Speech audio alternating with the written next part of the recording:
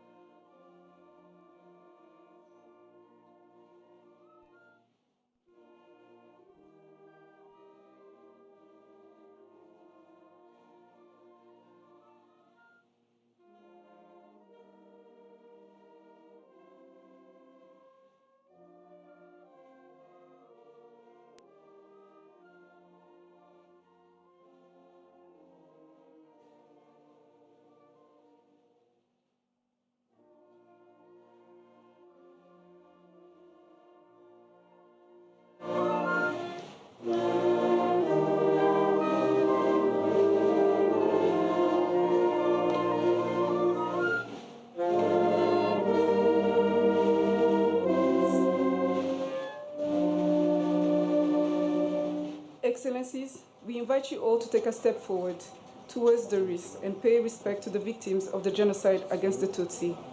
Please take a moment of reflection as the military band plays the Rivari.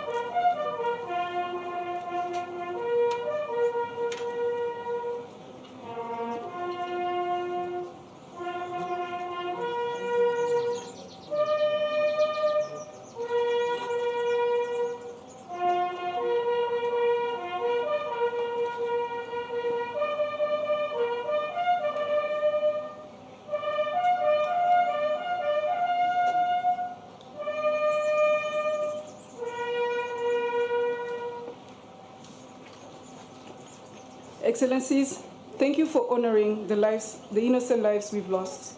Please proceed to the lighting of the flame of remembrance. Thank you.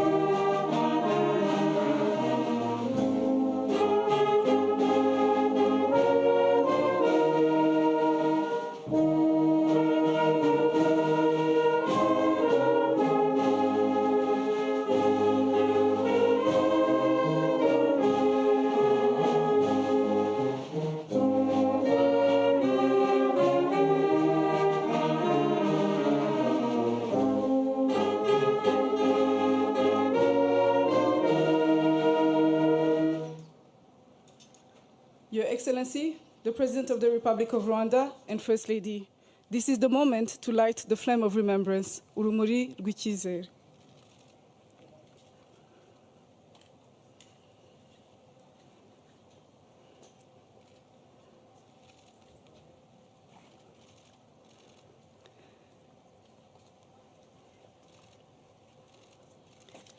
This flame symbolizes not only our past, but the hope for tomorrow. It will keep burning for the next 100 days.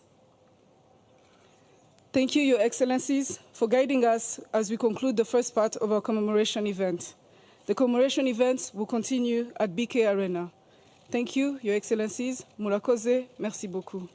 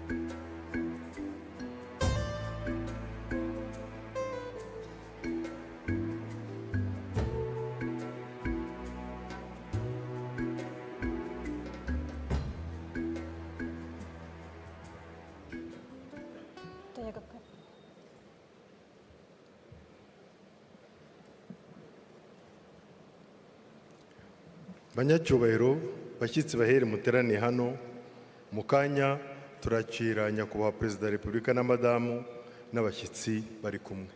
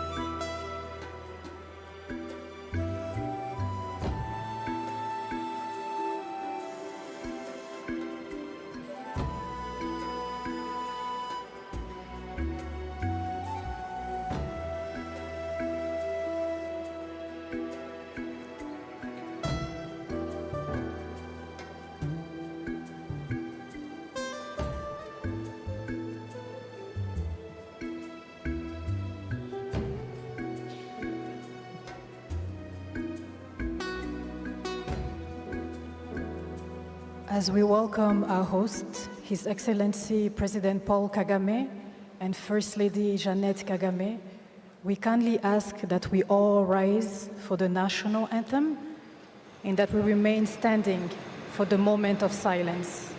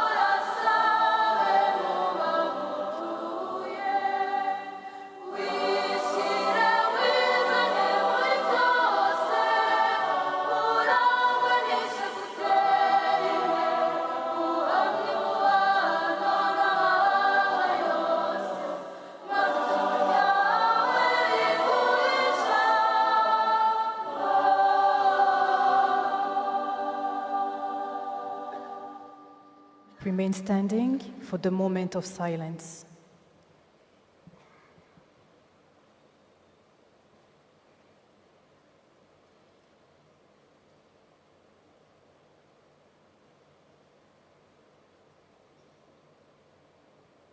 You may be seated.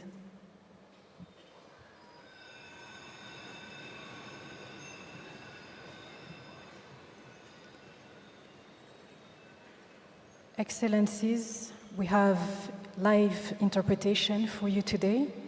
Please tune to channel 1 for English, channel 2 for French, channel 3 for Arabic, and channel 4 for Portuguese. Le canal 1 pour l'anglais, le canal 2 pour le français, le canal 3 pour l'arabe et le canal 4 pour le portugais. nyakubahwa perezida wa repubulika na madamu banyacyubahiro muterane hano bashyitsi bahire inshuti z'u Rwanda banyarwanda banyarwandakazi mudukurikiye kuri radiyo televiziyo no ku mbuga nkoranyambaga mwaramutse nitwa Mukurarinda Alain Bernard nkaba ndi umuvugizi wungirije wa guverinoma nyakubahwa Monsieur le Président, baje batugana baturutse imihanda yose Mr. President, Your Excellencies, ladies and gentlemen, we are now commemorating for the 30th time the genocide against the Tutsi.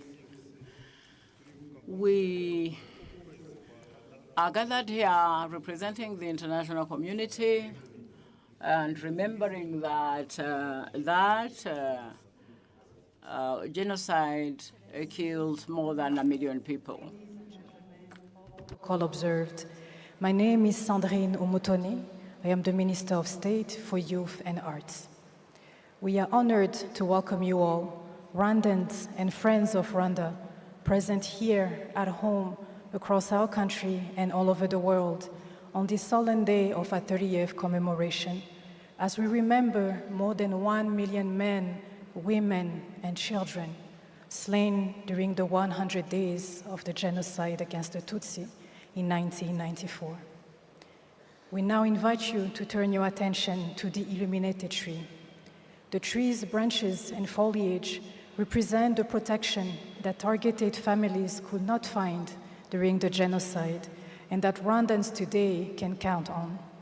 The upright trunk echoes the aspirations of the young generation, reinforced by the internal light and flowing sap of life within.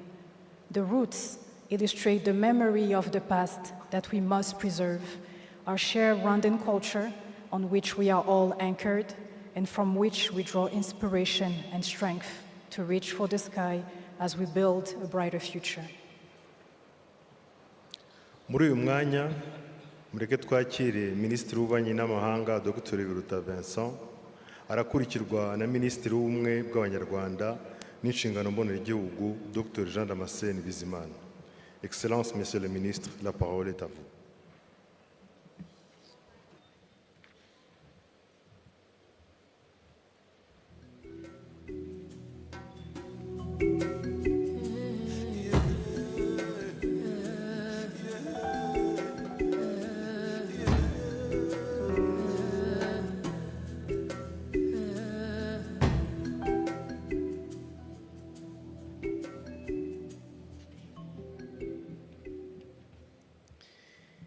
Your Excellency Paul Kagame, President of the Republic of Rwanda, and First Lady Jeannette Kagame, Your Excellencies, Heads of State and Government, Heads of Delegations, Heads of International Organizations, distinguished guests, ladies and gentlemen.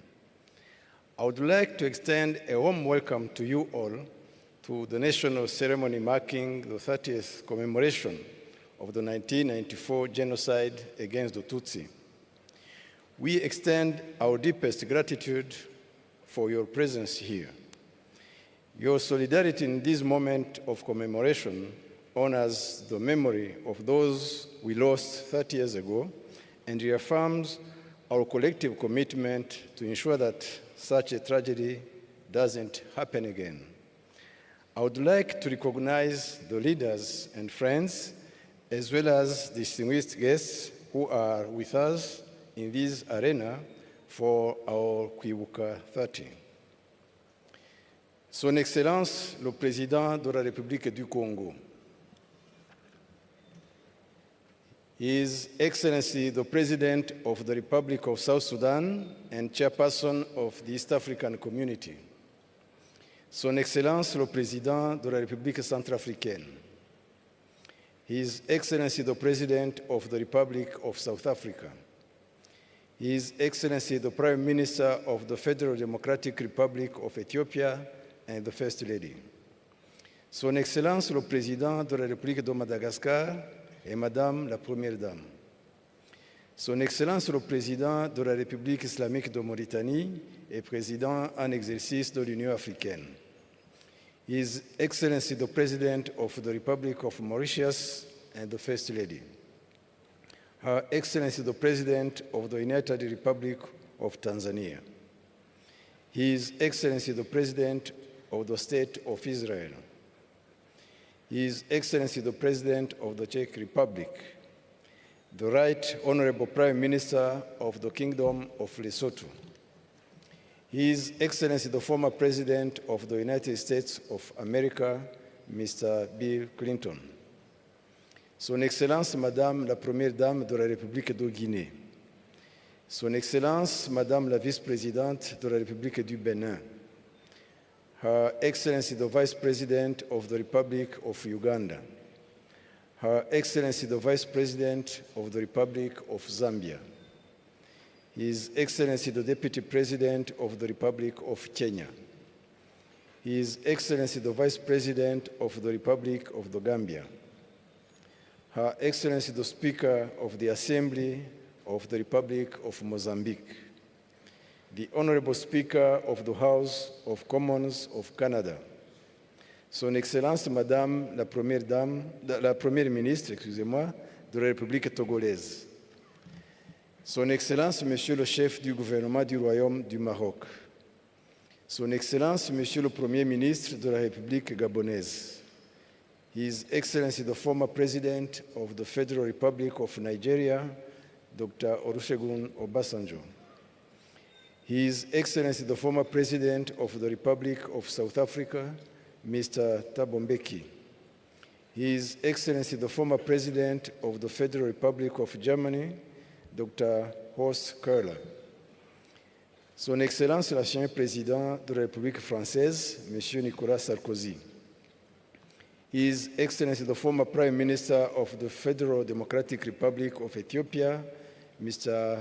Haile Mariam Desalegn, Son Excellence, Monsieur le Président du Conseil européen, Son Excellence, Monsieur le Président de la Commission de l'Union africaine, the President of the African Development Bank, the Secretary General of the Commonwealth, Madame la Secrétaire Générale de la Francophonie, the Secretary General of the East African Community, the Director General of UNESCO. I would also like to recognize the countries that sent ministerial delegations as well as high-level representatives. Those are Algeria, Angola, Belgium, the Bahamas, Botswana, Canada, Chad, China, Comoros, Côte d'Ivoire, Denmark, Djibouti, Egypt, Equatorial Guinea, Eswatini, France, Guinea, India, the Republic of Korea, Mali, Malawi, the Netherlands, Qatar, Sao Tome and Principe, Serbia, Somalia, Sudan, Sweden, Turkey, the United Arab Emirates, and the United Kingdom.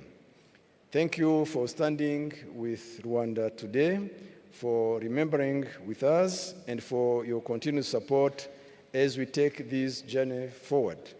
Murakoze, je vous remercie. Thank you.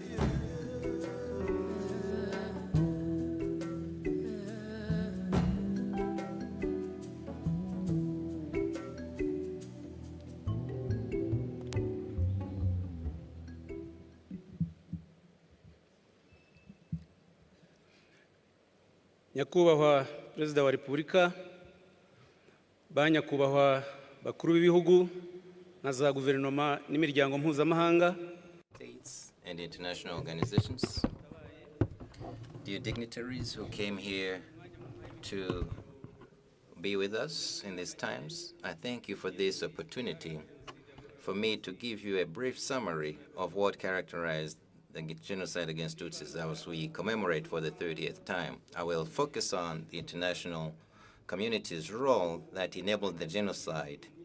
And today we still think there's need for change to prevent genocide internationally. And I will continue in French.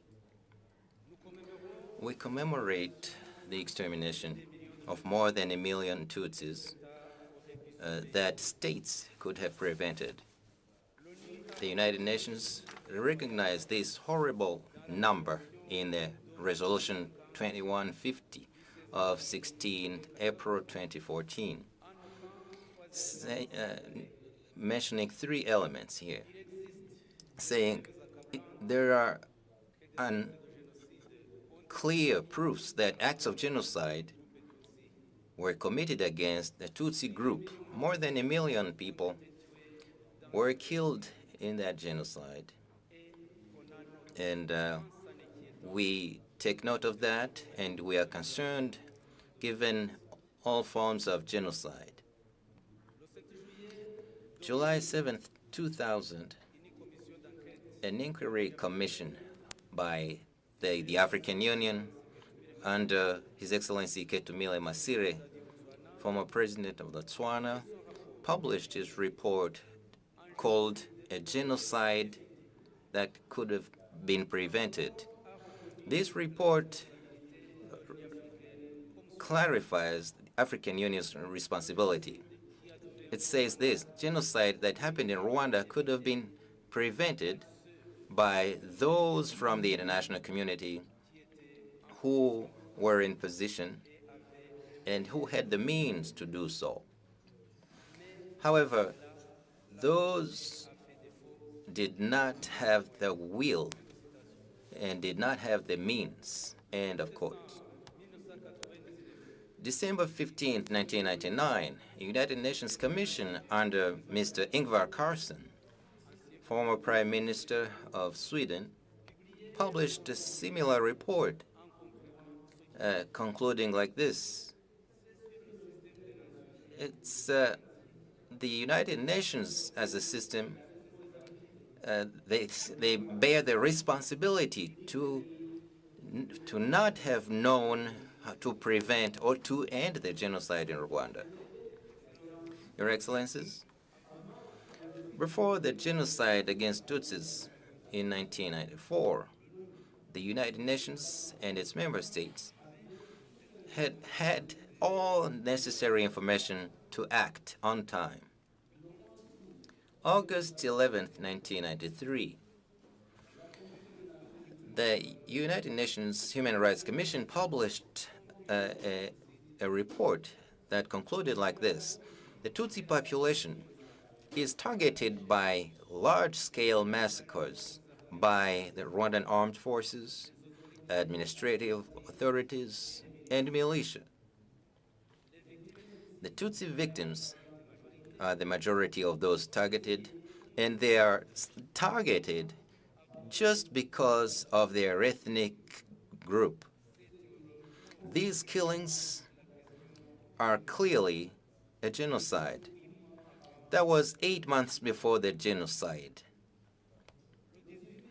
On May 18, 1994, a delegation of the genocidal government with the Minister of Foreign Affairs, Jerome Chamumaka, and the extremist party CDR leader, Jean Bosco Barayagwiza, attended the Security Council meeting. They participated in debates, distorting facts, and imputing responsibilities to the Rwandan Patriotic Front, accusing them of having committed a genocide against Hutus. The consequence was that in the 918 resolution voted on the same day, the use of the term genocide was refused. One will have to wait until June 8, 1994 for the United Nations to use that word timidly, speaking of acts of genocide. And in the meantime, Zaire, today's Democratic Republic of Congo, was allowing the genocidal government to buy weapons via different states and dealers. On June 22, 1994, the United Nations, under France's pressure, authorized the Turquoise Operation, which helps genociders to move and settle in Zaire. In July 1994, the genocidaires were defeated by the Rwandan Patriotic Front.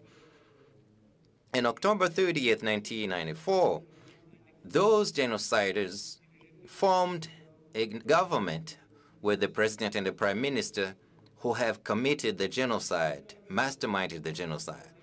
There was General Bizimungu, who was chief of staff of the genocidal army in the same government. The Minister of Defense became Colonel Athanase Gasake, who headed, before the genocide and during the genocide, he headed what they call civil defense force that used to distribute weapons to militia. His deputy became Colonel Bagosora, who is the mastermind of the genocide. And on April 3rd, 1995, they created a political party that they called Rassemblement pour la Démocratie, RDR, with an ethnicist and genocide-denying ideology. The genocidal administration reconstituted in Zaire, the FDLR, who are active today in DRC, were born from that system.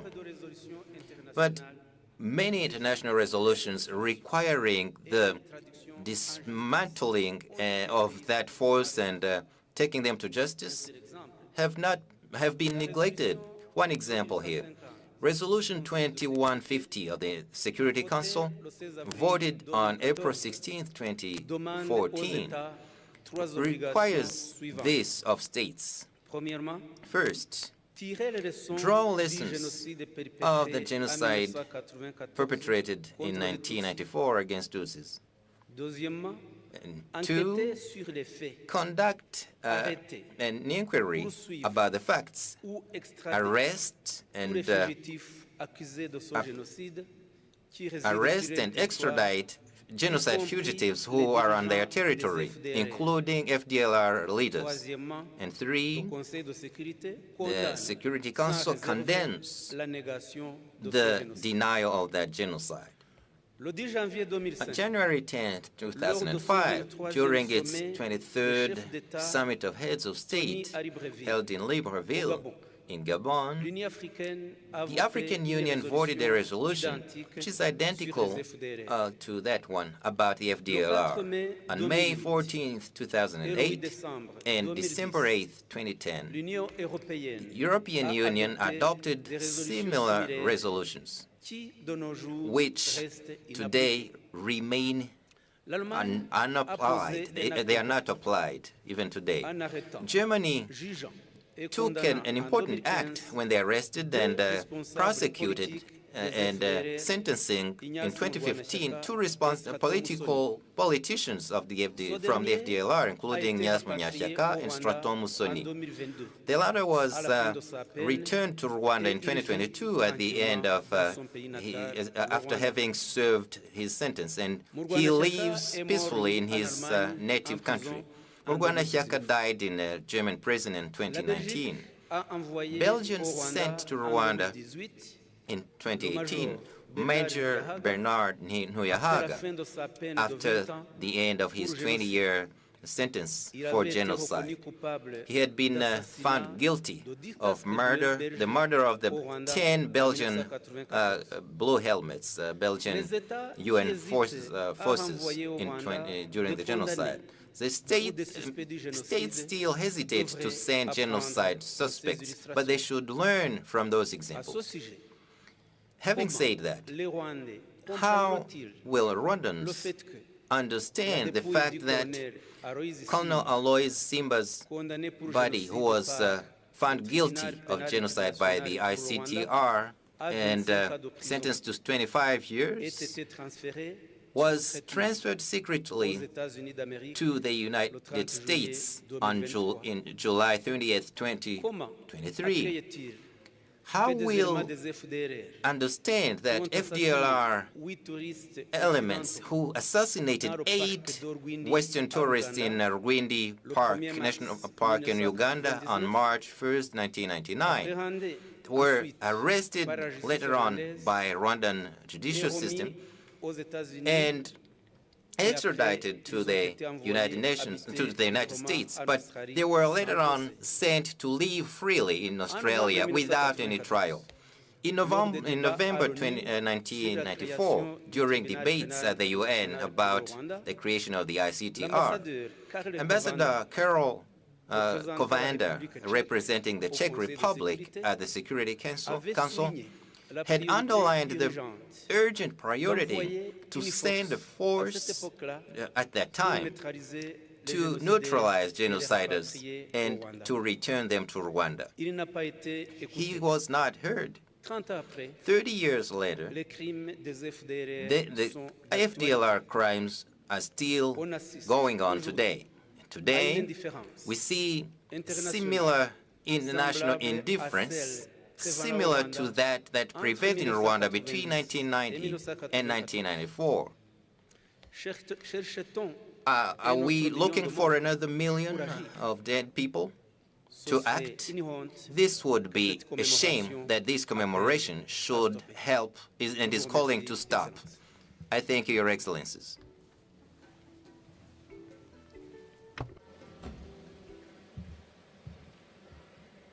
Monsieur le ministre, merci pour ces quelques mots qui relatent les étapes de notre histoire. And now, Excellencies, distinguished guests, Excellence, we will hear the first of 3 musical interludes of songs originally created for past commemoration ceremonies. Today, those will be performed by a new generation of artists as a symbol of intergenerational transmission for the preservation of memory. I would now like to invite Kenny Mirasano and Christian Wukuru to perform a medley of the songs Iwuka, originally sung by Suzanne Nyiranyamibwa, and Never Again, sung by Masamba Inori.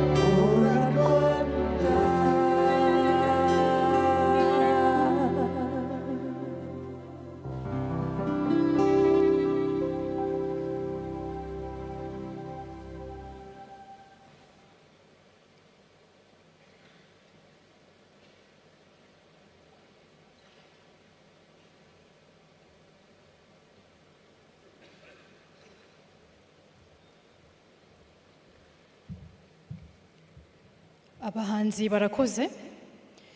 Excellencies, distinguished guests, we will now hear from Louise Ayingamiye, a survivor who was living in Nyange in the western province of Rwanda when the genocide started. Mrs. Louise will be with us momentarily. Thank you.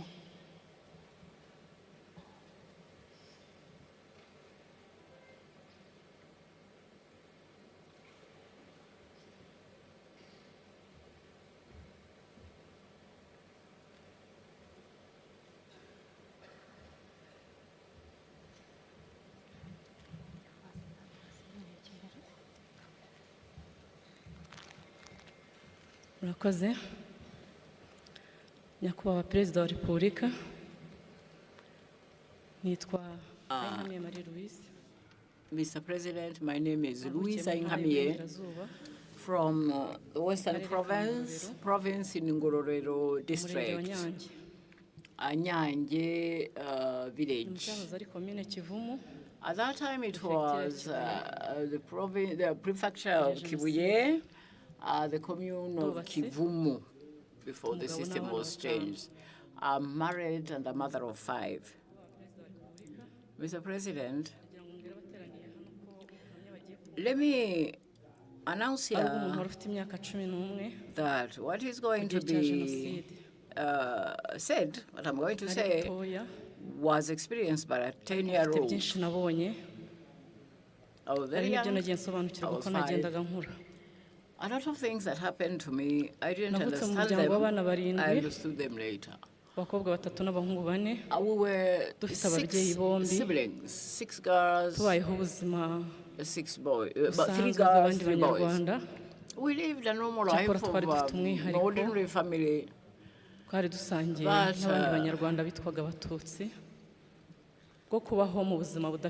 only difference was that we were Tutsi by ethnicity, and therefore we lived in constant insecurity. In the Kibirira district, between 10 and 15, more than 350 people in my neighborhood were killed, including my family. So I started feeling that maybe I don't have a right to live. Every night they would come, every night they shout at our door, and they would hear whistles. And then our parents would try and take us by the back door to the church or to a school, a classroom, somewhere to hide. I remember that even when I was at school, as a schoolgirl, we were 2 Tutsis at that time, 2 surviving Tutsis. And the teacher would say, Tutsis, stand up. And the Tutsis would stand up, we would stand up. And I couldn't understand that. Because they would point fingers at us. And we were excluded. It's like we were not part of the community. We were ashamed because we were fingered. Now, on the 7th,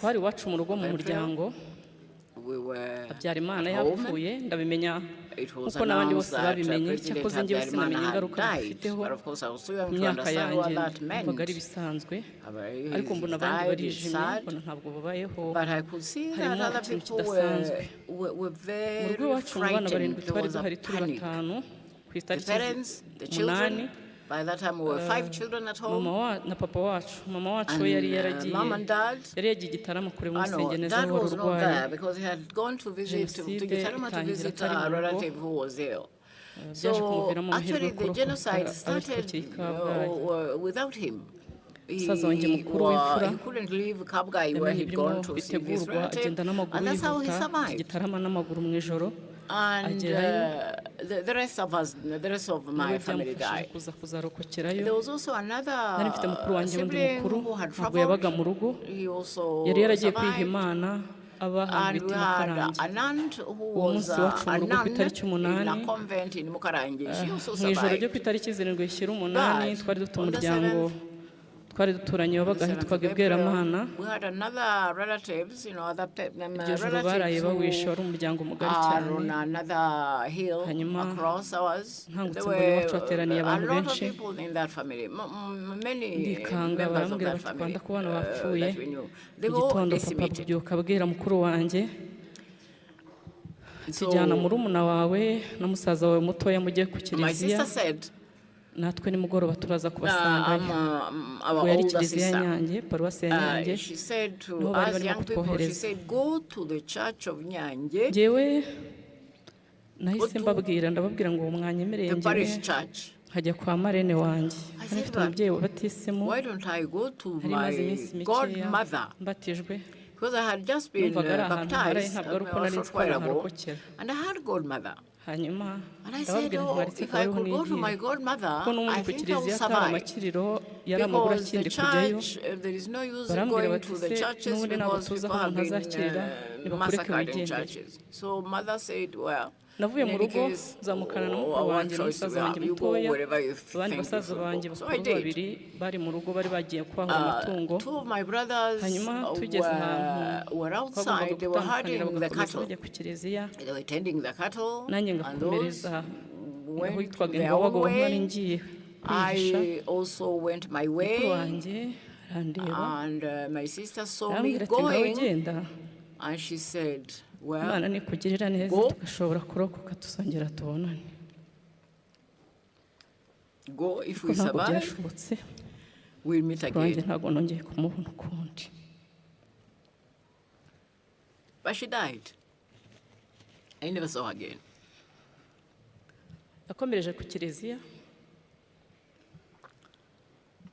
na musaza wanjye mutoya So I walked to the njyewe church nkomereza mu muryango with nari my younger ngiyemo brother, was with me, my younger mbere yo brother, and we kunkomeza went to ubuzima the nabayemo family nari of my ngiye godmothers. kamvuge gatoya Let me just urugendo come back and rw'abarigiye ku explain kiliziya nubwo what hari indi ariko happened to aho nari those ndi who went makuru nayo wide in namenyaga the church. ndetse na nyuma I wasn't dukomeza there, gukurikirana kugira ngo but we told turebe the ko hari story umuntu yaba yararokoye to see nubwo if anybody bitadukundiraga had kenshi survived. twumvaga amakuru mabi y'urupfu bapfuye But in fact, all we had nashoboye was kumenya ko their bageze death. ku So and so kiliziya dead. nimugoroba So and so died. This umunsi way. ukurikiye mukuru wanjye bari bashonje ajyana So, agasaza kanjye I gatoya bajya mu heard kire that bajya mu my babikira sister took my twari tuziranye kuko younger, we had a umuryango baby wabo brother niwo mukuru wanjye yaragiye who was very sick, kwihama imana or rather very hungry. bagenda nk'abagiye So they gusaba said, ibyo well, we're kurya going to the convent. We have hanyuma mukuru wanjye arya urwara gasaza elder sister kanjye is there, or ngo aunt is there. katamukurikira bavayo Let's go. So they gasaza went. kanjye kaje kurokoka So the little ayo boy, makuru yo yambwiye nyine uko The little byagenze boy, kugira ngo when asigare mu they had given babikira him the food that mukuru he wanjye needed, yasubiye ku refused to kiliziya go back ngo to the yari church arimo with my papa wanjye sister. So my sister na went, basaza because banjye there were the babiri others, the papa other yagerageje relatives. kubashyira mu miryango ngo babahishe ariko And in fact, ntibyakunda bahita babazana ku kiliziya nabo my father aho on his side umugambi wo had also kubicira wari arranged for uteganyirijwe hiding places for the young, hanyuma for the children, so that they babaye don't mu all die kiliziya together. bagerageza kwirwanaho uko bashoboye So anyway, those who were in the church ntibyakunda kubera ko ku itariki 16 tried z'ukwezi to kwa kane fight off the attackers who were nibwo attacking padiri the church. seromba But wari uyoboye kiliziya ya they nyange resisted for a long time. But the yatanze parish uburenganzira priest bwo of gusenya kiliziya Father yose kugira ngo Seromba, bizere neza ko abatutsi bose bari bahungiyemo himself barangiye decided that they should kwicwa destroy the church instead, so that all the Kiliziya Tutsis are barayihiritse, killed, because it's very difficult to kill ubuzima them one by bw'abacu one. bose burangirira aho ngaho So they destroyed the church, and that was the end of my family. It just ubu it ninjye wari ukomeje fell kubaho over them. ko nabitekerezaga So I thought I was the only survivor. nari naragiye I mu was, muryango as kwa I marene explained, that I had gone to Yari my umugabo n'umugore, godmother's house. umugore She and wahigwaga her husband. umugabo adahigwa Well, the thing is that umugabo yari umwarimu the umugore ari umugerefiye the w'urukiko husband bari abantu was bakomeye a teacher, the wife hanyuma akaba was umusozi utari a court utari uri clerk. hafi y'iwacu hamwe hari Important muri people, ngobago relatively. ahandi iwacu ari i murambi And one was from, Jyewe they were nari not from umwana the same muto ku myaka area, cumi but n'umwe. they were not, Ntabwo their origin, abantu places benshi of baho origin bari was not banzi. very far. But ariko anyway, I kubera ko urwo wasn't, rugo rwari rurimo uwo mubyeyi I was hahoraga ibitero buri fine munsi. at that time. bazaga kuhatera at her house. akadusohora twese tugahagarara But hanze who also persecuted, ariko ngera they muri would urwo rugo come and umugabo throw us out nyir'urugo and yarambwiye beat us up. arabirebye But barabibona ko by the way, I mpahungiye forgot to say that the husband of arambwira my ati godmothers, nihagira umuntu ukubaza uwo uri we ujye uvuga ko he uri said umwana to wawe me, yambwiye when izina they rya ask mukuru you we wabaga who i you kigali are, ati ujye umubabwira ko waje say mu you are kiruhuko the hano muri daughter vakansi of so and so hanyuma who is ndabifata on holiday cyakora here. ntawabimbajije So, baradusohoraga tugahagarara okay, I hanze said fine. ku So, mugaragaro but, habona they ibitero will come, byinshi the attackers will come, with the machetes and the swords umutima and ukansimbuka all akaduhagarika sorts of hanze twese ariko weapons nareba amasura nkabona ntawe nzi and spears bakinjira mu and rugo, so on. And they will come, bagasahura ibintu attack the byose house, take bakabimena, everything, break what they bashakamo can take, umudamu, saying that they are looking bakamubura. for my barangiza bagasohoka bakagenda godmother who was hiding from them mfataho nk'intangarugero because bagerageje kwihisha umubyeyi wabo mu buryo bwose bushoboka they did what iyo they bamenyaga ko ibitero biri could buze bararaga ijoro ryose bamugenza bakamubitsa ahantu hanyuma bwacya byagenda bakongera bakamugarura yaba ari mu rugo bakirirwa mu rugo aho ngaho bose those who had abasore run to them, bagumagaho mu rugo hiding them in the bushes, then having to move them to another place and so on. And they tried their best because they too had been attacked and the food was, there was no food. It was horrible. Anyway, a day came when somebody came and said, now this is your day. I don't think we can hide you anymore. So somebody came and said, let me go and hide her. So I went away with that person. They said we have to go and hide that person to that house, to the house over there. That will be probably safer. But we went to that house, and the woman had lost her husband and her children as well. She was the only survivor. So we left that place. We had to try to hide somewhere else. And we met another group of Interahamwe, but I managed to hide from them. And I continue to find hiding places.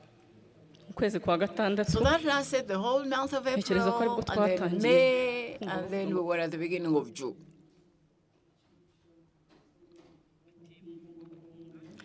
So the rumor started to run around that now the Inhotanyi, RPF, have come. And Interahamwe are starting to run. But before running, they killed whoever they couldn't kill. My godmother, who was a Tutsi, and her husband was a Tutsi, the husband had tried his best to protect us and hide his wife and so on. But in the end, it was very difficult.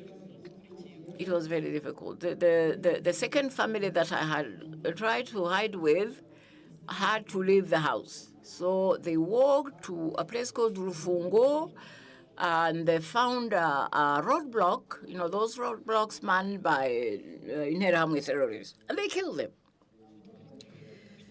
And we were still hiding, managed to hide, but I can't continued. Some other children that I could find who were also orphans, smallish children.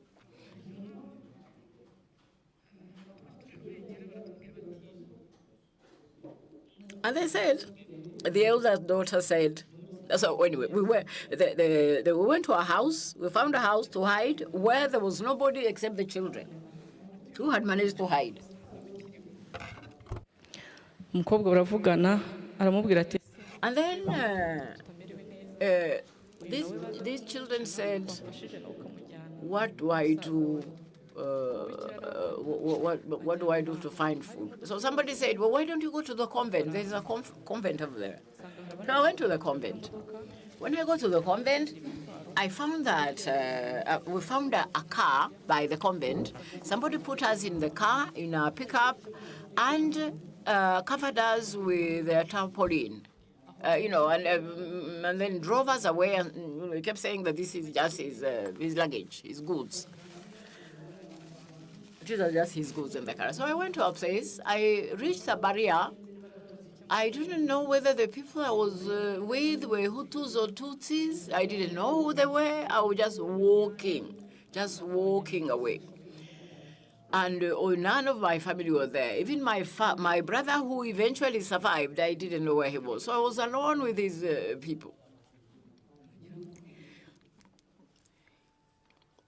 So I sat down. I moved aside from the group. I sat down on a stone and I started crying. And a woman came by and she said, "Stop crying. Why are you crying?" He said, "Well, I don't know where to go. I have nobody." She said, "Don't worry.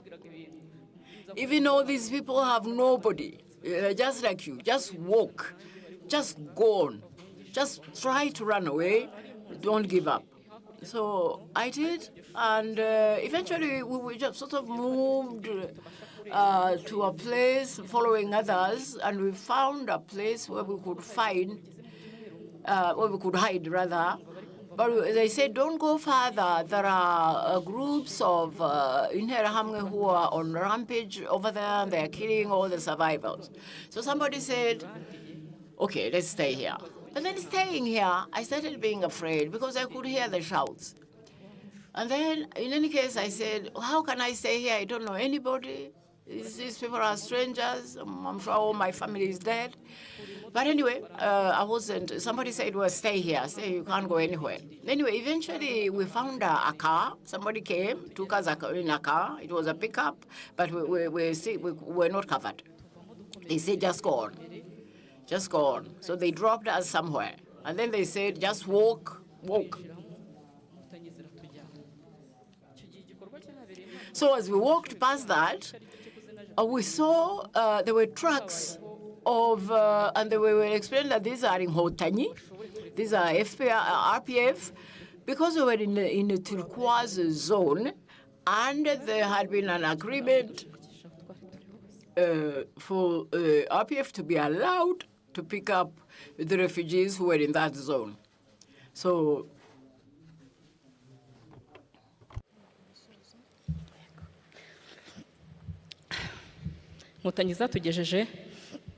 So here I thank you, Mr. President, because this is how we were saved. Anyway, they took us somewhere, on a safe place, and eventually heard that my mother had survived, that one of my brothers had survived, that one of the elder brothers had joined the RPF, and he was also there. He was survived. Eventually, well, let me just conclude that we were rescued, we were helped. I went back to school. I went to university as well. Even the university degree, I got it myself. I paid for myself. So that's my life. Thank you very much, Mr. President, for putting an end to the genocide, giving us back our life. Today, I have my elder child is 11. The age I had when during the genocide. He's healthy. He's okay. He's not destroyed like I was. He's just a fine young person. And that's thanks to you. Thank you very much. And we want to promise that we survivors, we are strong. We'll build the country. We'll do it together. Thank you very much. Good commemoration.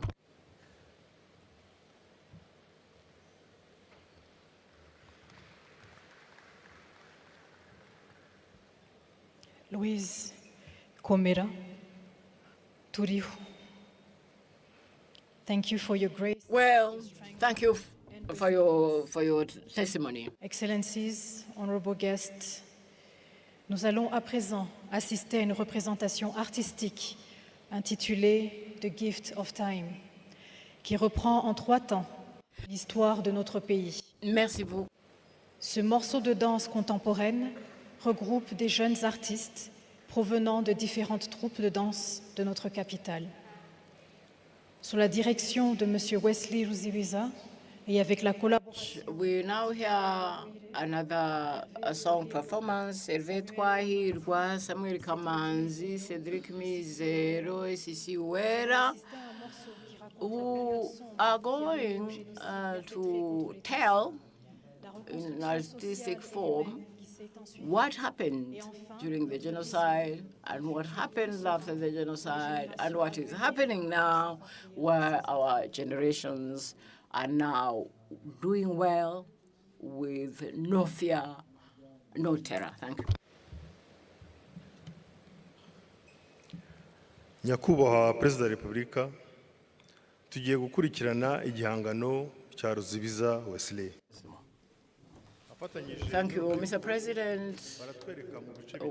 Mr. President, we're now going to hear young people tell the story of the genocide, how it started, how it continued, how we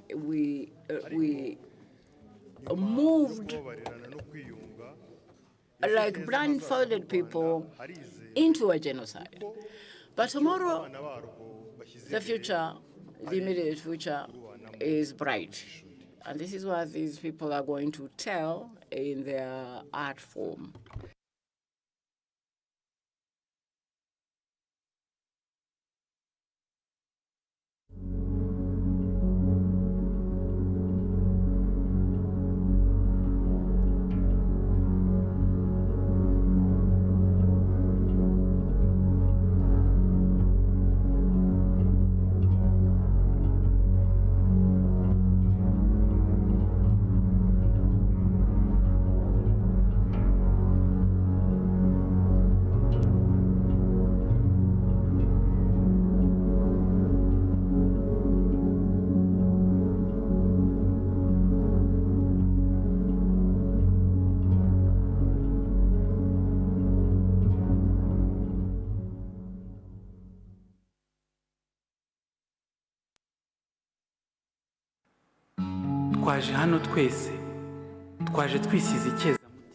Nous sommes ici,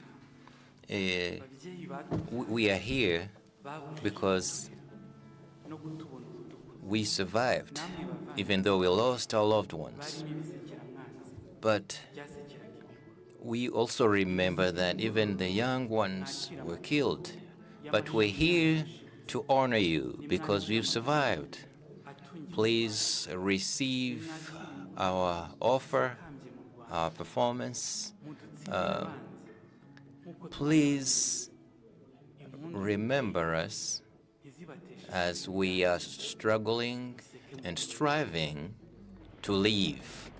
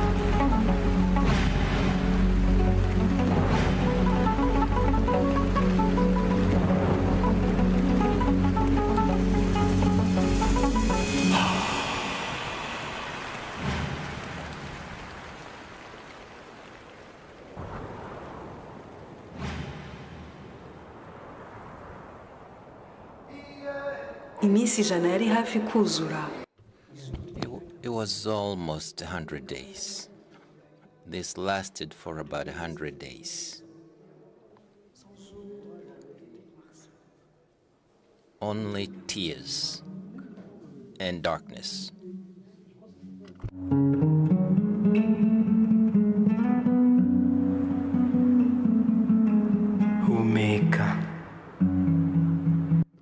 Breathe. Be at rest. Stand up.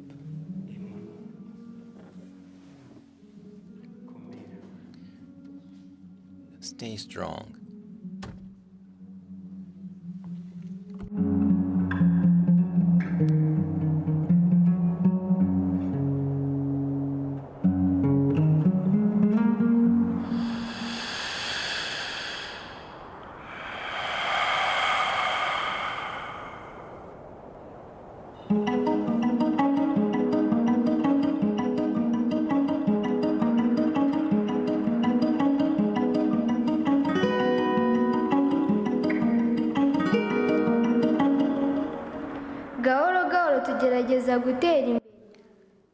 Slowly, we've been trying to move forward together with others, trying to rebuild our nation.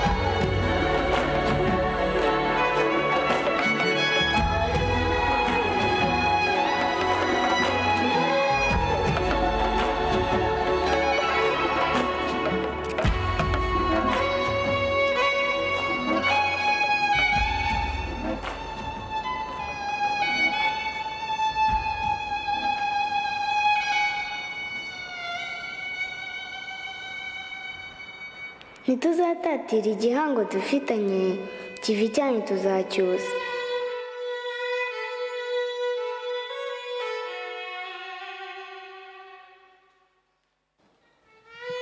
We remember. We remember. We remember. Nous nous souvenons. Nous nous souvenons. Nous nous souvenons. Turibuka. Turibuka. Turibuka.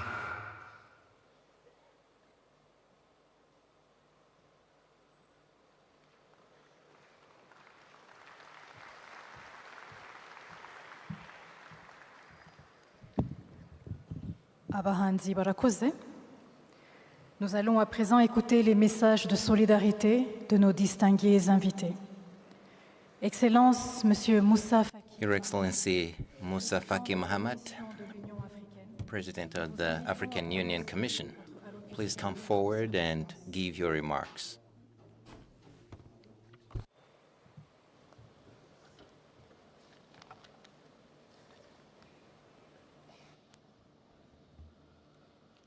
Excellence, Your Excellency Paul Kagame,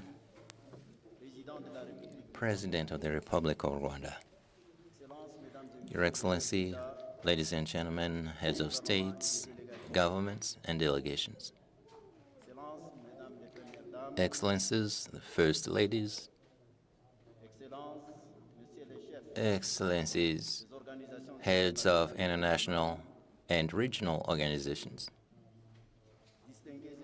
distinguished guests, dear brothers and sisters, Rwandans, ladies and gentlemen.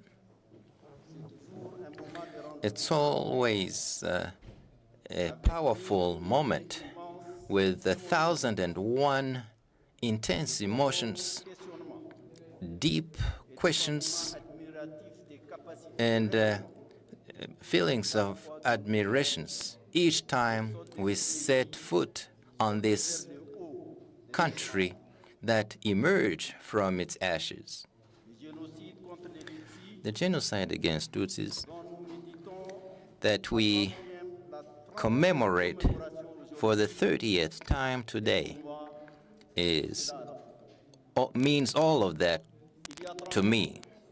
30 years ago, horror struck Rwanda. Murderous forces fueled by ethnic ideologies spread hatred, a speech of hatred among the population of this beautiful country, known for its mild climate and the greenery on its hills. And as a result, within 3 months, more than 1 million Tutsis were decimated. During unbelievably horrible conditions, inhumane conditions. And after that horrible catastrophe, tragedy, we are still questioning, asking questions, asking ourselves even about the absurdity and the craziness that our humanity has manifested. How and why? For what purpose? What thirst do you quench by exterminating others? What will be able to say or do today? First, to accomplish our duty to remember. There has to be remembrance. You have to remember so you don't forget. You have to also remember to understand the depth of these wounds inflicted on this nation. And you need to remember to measure the bestiality manifested by men that led them to destroy human dignity, with intra-family crimes and other crimes committed in broad daylight, and sometimes in religious sites, and where roles were reversed, people became accomplices to unacceptable, horrible acts that were generalized. One has to remember to appreciate and measure the pride that Rwanda feels today since that horrible day. And those horrors that seemed to have irreversibly annihilated Rwanda, the country has risen up with people being equal and all structured around a same goal to develop collectively. Let's revisit the journey that you have walked. I'm talking about reconciliation of hearts and spirits and consciences. And this was done thanks to judicial resources and mechanisms and approaches based on African wisdom. It was enlightened by political will characterized by determination to attain the goal as you allowed Rwanda to rebound, to bounce back, and move towards the future. Your Excellencies, ladies and gentlemen, Mr. President Paul Kagame, within an African environment and an international environment full of conflicts based on tribalism, racism, religious divide, cultural, economic, or even physiological, Rwanda, very humbly, offers a model which resonates positively beyond the borders of Africa and goes into a universalist typology. You should be proud of that, dear brothers and sisters of Rwanda. This is also clarified and exemplified by methodical reconstruction of a social order within the reconciliation setting. So how not to honor the genius of the Rwandan people that has been able, under exemplary leadership at all levels, to transcend all those fragilities of a human being. And lastly, as I analyze this, we need to remember to renew our oath for never again. Never again. This is also an oath to be faithful and to be empathetic and to be in solidarity in terms of links among the humanity of all people. The African Union and all the nations that have been impacted by this horrible tragedy against Tutsis did not, like other international actors, did not find appropriate responses. This is a historical reminder, and we've been reminded of that even a few moments ago. Nobody, I say nobody, not even the African Union, cannot deny its inaction vis-à-vis a preventable genocide. Let's be courageous to acknowledge that and to admit that as well. It's not too high a price if you look at the victims and their descendants. Africa rejects the criminal genocide ideology, which is often falsely justified, promoting hatred, supremacy, and all forms of exclusion and denial of the other. So may I announce within this context to nominate, as we commemorate for the 30th time, nominate a special envoy for our multiform action against the genocide.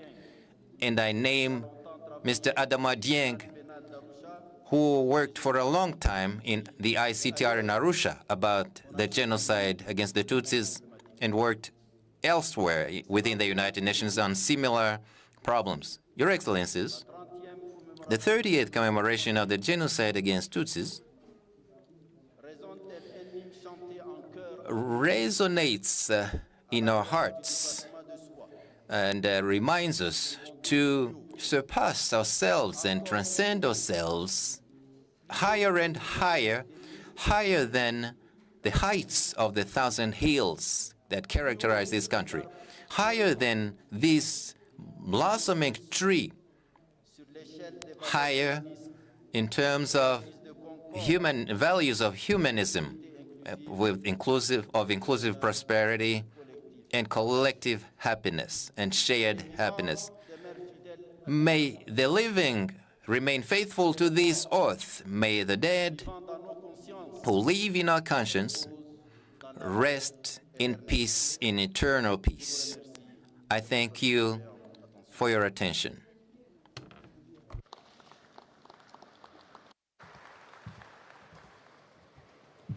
Excellence, Monsieur Moussa Faki Mahamat. Your Excellency, Mr. Moussa Faki Mahamat, thank you for being here with us. Now I invite His Excellency Charles Michel, President of the European Council, to give his remarks. Over to you, Your Excellency.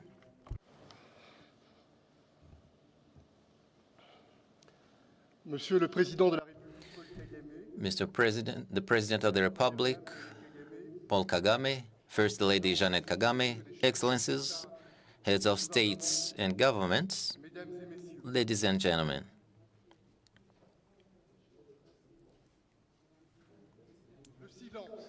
Silence. Silence is the respect.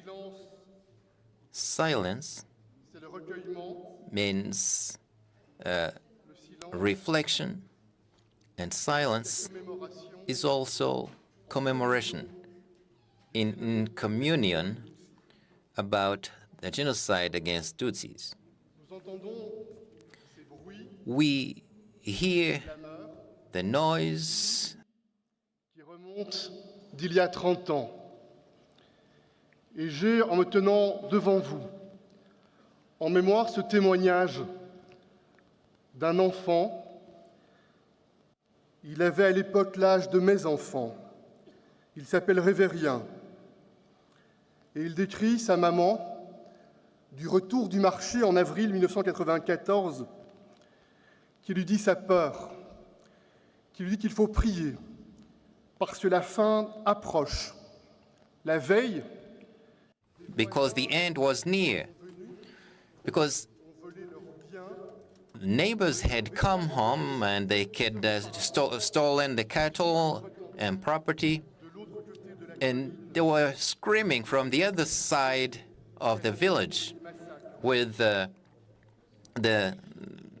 screamings because the beginning of the massacre had begun.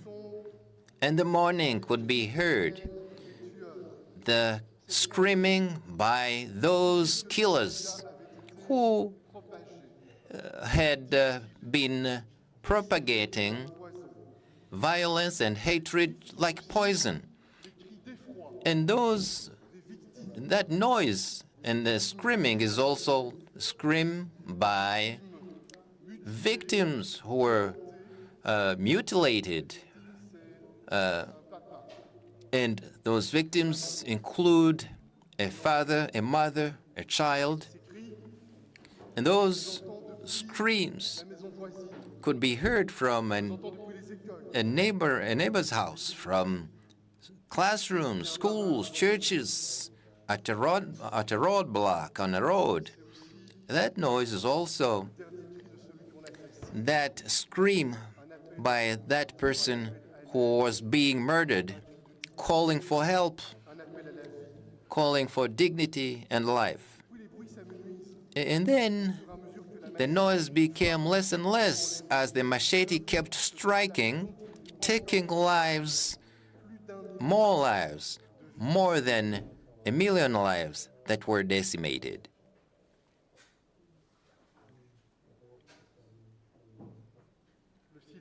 Silence. Silence of those who do not want to see, those who do not want to hear. And that hatred that sharpened the weapons, who don't want to see large-scale massacres that had begun, the international community that was inactive as part of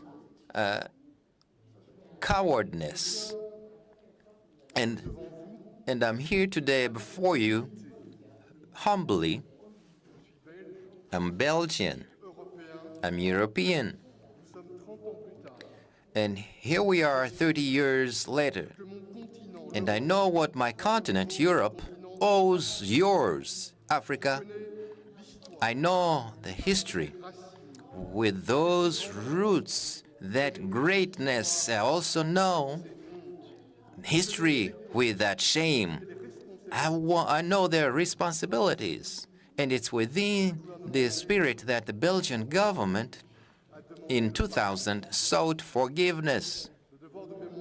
The duty to remember is, first of all, the duty to remember, to not forget, and to learn from the mistakes, and to try to start a world that is more enlightened. The European continent knows that the past has also been murderous and suffered by the two world wars that affected the whole world, but also this Shoah, the industrial extermination, the systematic extermination of the Jewish people. And the European continent decided to pursue justice, forgiveness, and reconciliation, to try and build a positive project that looked towards the future. Like Rwanda, a people that opted for justice, forgiveness, reconciliation, and turned towards education, health, infrastructure, technology. This is a journey of development and resilience. Ladies and gentlemen, I stand before you 30 years later, this is 2024, in a world which is in disorder, it's chaotic, a world faced with shocks of another generation, conflicts with nature that is a challenge to humanity. Even though we have this technology, artificial intelligence, these computers, powerful computers, there's evolution, but there is a world based on the rules that are a paradox today. Human intelligence that produces a lot of unimaginable technologies a few years ago. At the same time, it's a world with many injustices, inequalities, discrimination, and conflicts. As we talk about different continents, in this chaotic world, we think that human dignity, the fight against discrimination, that is against that UN Charter, should be paid attention to. We condemn strongly the terrorist act by Hamas in Gaza, and we demand unconditional release of the hostages. We also, within the European Council, that there be humanitarian access and a ceasefire and to respect the International Court of Justice's decisions. Mr. President, Excellencies, ladies and gentlemen, on this land of 1,000 hills, this green land, 30 years ago, the absolute horror struck. Personal suffering, a lot of personal suffering and tragedy, but the choice was that of reconciliation, reconstruction, slowly, consistently, word after word, and forgiveness to rebuild, to repair the social fabric that based on dignity on behalf of each human being, reconciliation between neighbors, communities, and as a country. That requires courage and strong will. It's also the condition to reach this tree of light that represents hope everywhere. Carry this light of dignity, and that's a commitment that we need to take together, and that's my wish that we follow this path. Thank you for your attention.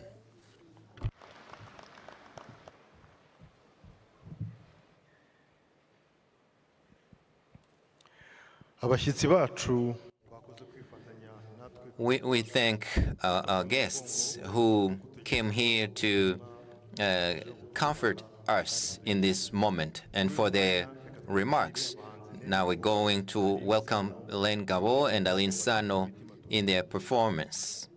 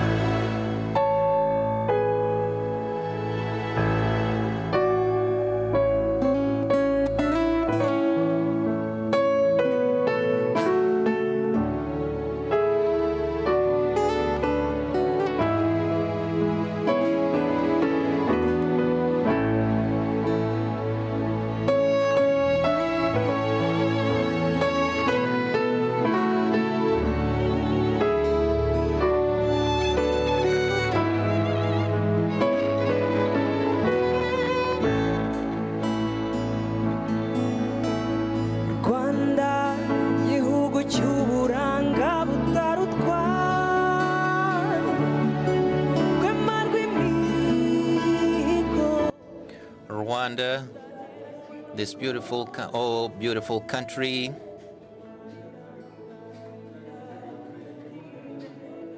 even though there's been a lot of tears and pain, we've gone through all that, but we're still alive.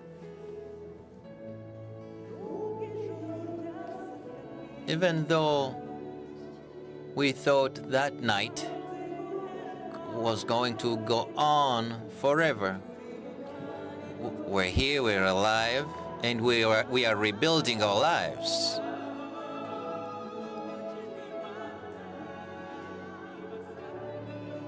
Rwanda, you've lost your sons and daughters. They will never come back, but they live in our hearts that we bring here, and we honor them as we rebuild.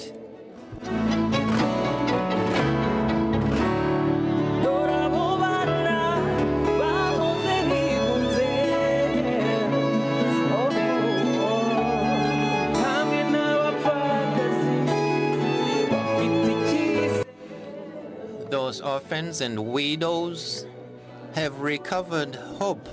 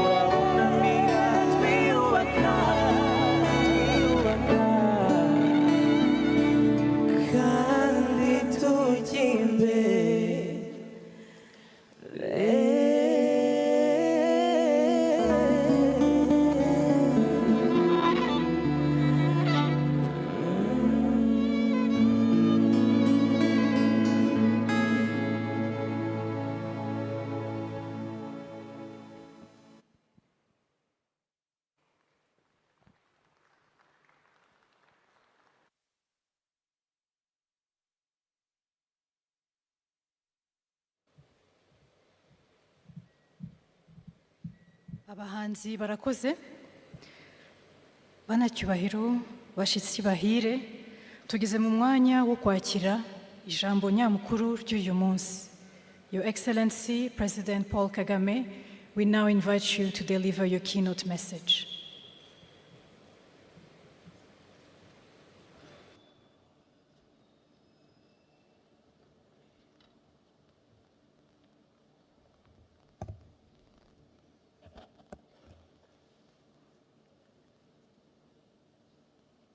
Dear friends,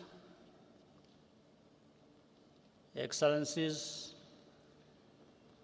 heads of state and government, and first ladies, former heads of state and government, and former first ladies, and heads of delegations.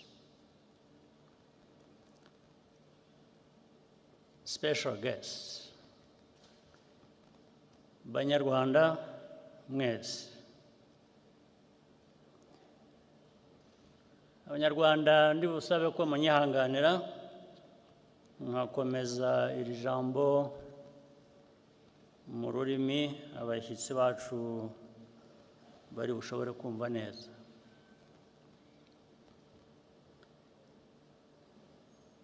Today, our hearts are filled with grief and gratitude in equal measure. We remember our dead and are also grateful for what Rwanda has become.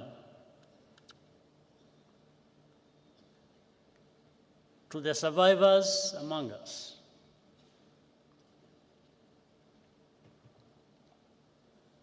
we are in your debt.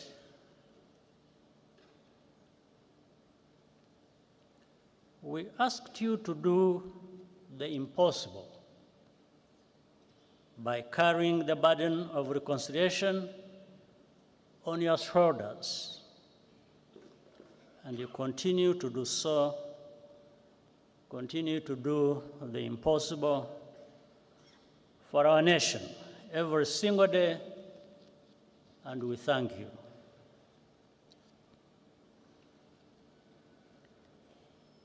As the years pass,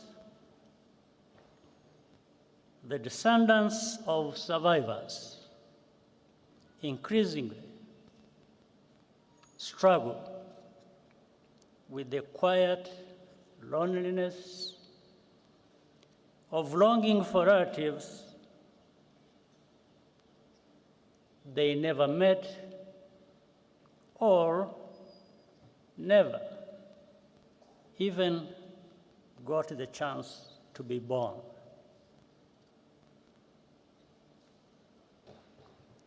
Today,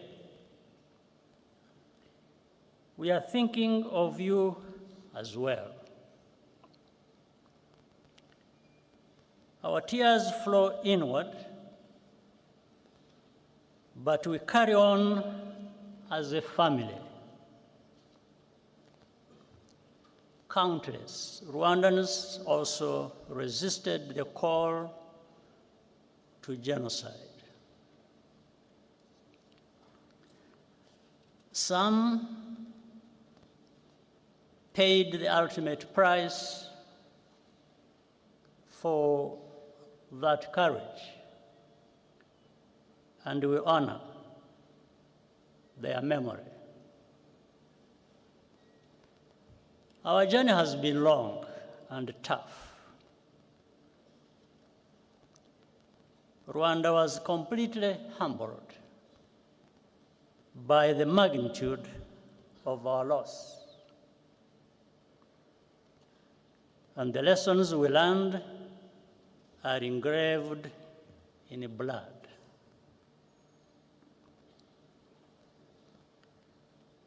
But the tremendous progress of our country is plain to see and it is a result of the choices we made together to resurrect our nation.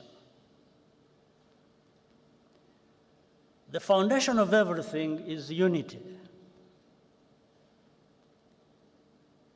That was the first choice, to believe in the idea of a reunited Rwanda and live accordingly. The second choice was to reverse the arrow of accountability, which used to point outwards beyond our borders. Now, we are accountable to each other, above all. Most importantly, we chose to think beyond the horizon of tragedy and become a people with a future. Today, we also feel a particular gratitude to all the friends and representatives here with us from around the world. We are deeply honored by your presence alongside us on this very heavy day.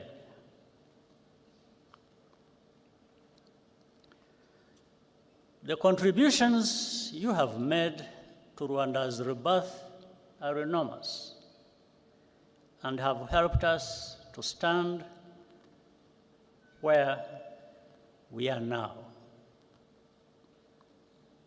I want to recognize a few while also asking for forgiveness for not being able to mention all who deserve it. For example, Uganda, which carried the burden of Rwanda's internal problems for so many years and was even blamed for that. The leadership and the people of Ethiopia and Eritrea helped us in starting to rebuild at that time. In fact, Prime Minister Abiy Ahmed, who is here, even served as a young peacekeeper in the immediate aftermath of the genocide. There is Kenya, Burundi,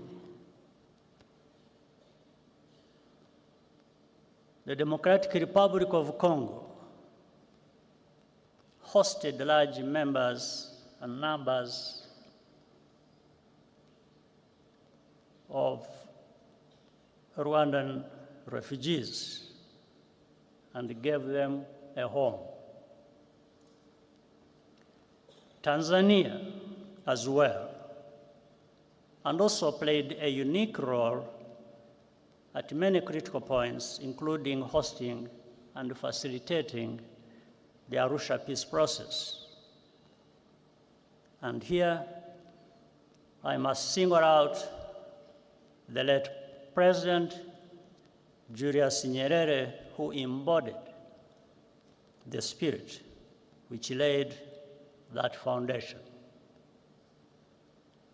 The Republic of Congo has been a productive partner in rebuilding and more.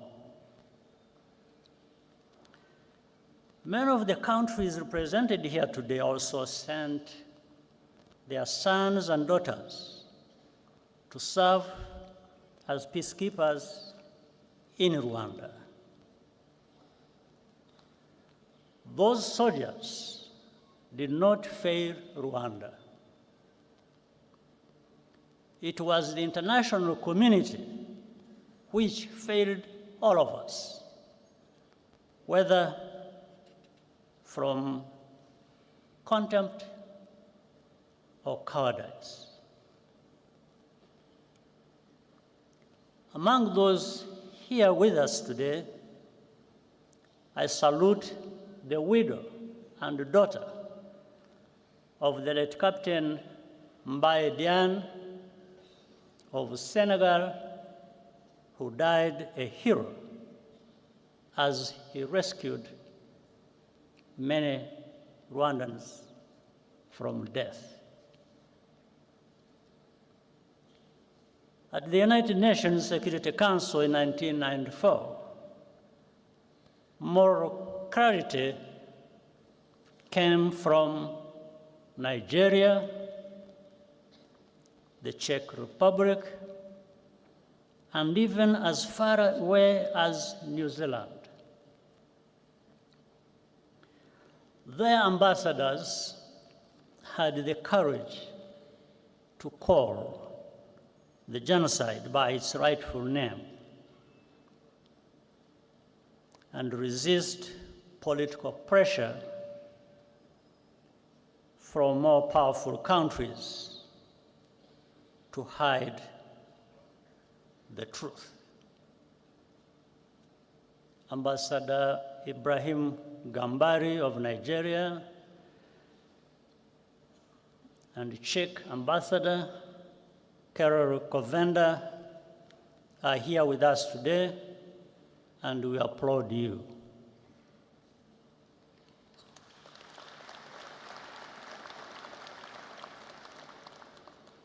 Even in countries where government policy was on the wrong side of history, both during the genocide and even afterwards, there were always individuals who stood out for their honesty and humanity.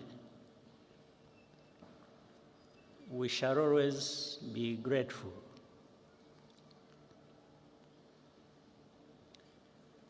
We also appreciate the tangible support we have received from partners beyond our continent over the past 30 years. In Europe, the United States, Asia, and many international organizations and philanthropies. A notable example of solidarity came to us from South Africa. One among many. Indeed, the entire arc of our continent's hopes and agonies could be seen in those few months of 1994. As South Africa ended apartheid and elected Nelson Mandela president, in Rwanda, the last genocide of the 20th century was being carried out. The new South Africa paid for Cuban doctors to help rebuild our shattered health system and opened up its universities to Rwandan students, paying only local fees. Among the hundreds of students who benefited from South Africa's generosity, some were orphaned survivors, others were the children of perpetrators, and many were neither. Most have gone on to become leaders in our country in different fields. Today, they live a completely new life. What lessons have really been learned about the nature of genocide and the value of life? I want to share a personal story, which I usually keep to myself.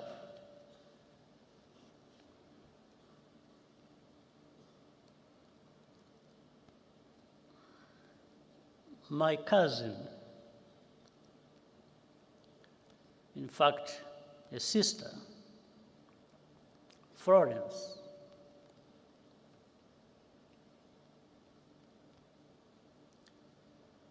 worked for the United Nations Development Program in Rwanda for more than 15 years. After the genocide started, she was trapped in her house near the Camp Kigali Army Barracks with her niece and other children and neighbors, around a dozen people in total.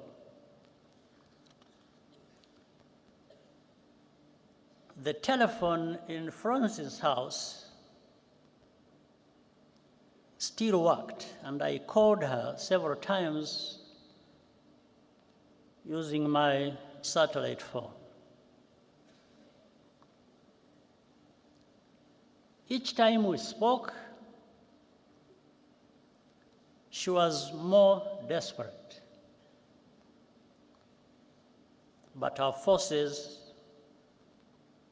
could not reach the area. When the commander of the UN peacekeeping mission, General Dallaire, visited me where I was in Mulindi, I asked him to rescue Florence. He said he would try.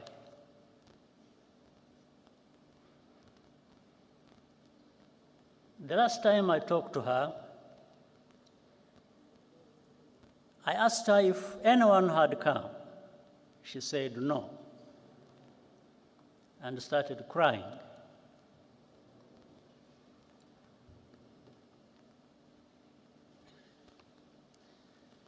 Then she said, "Paul, you should stop trying to save us. We don't want to live anymore anyway."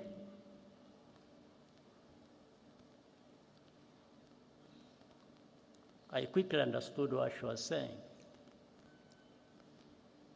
and she hung up.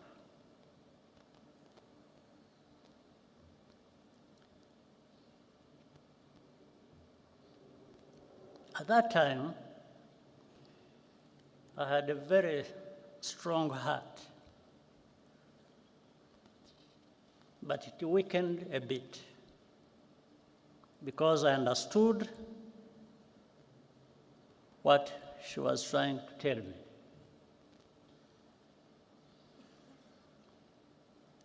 On the morning of May 16th, following a month of torture,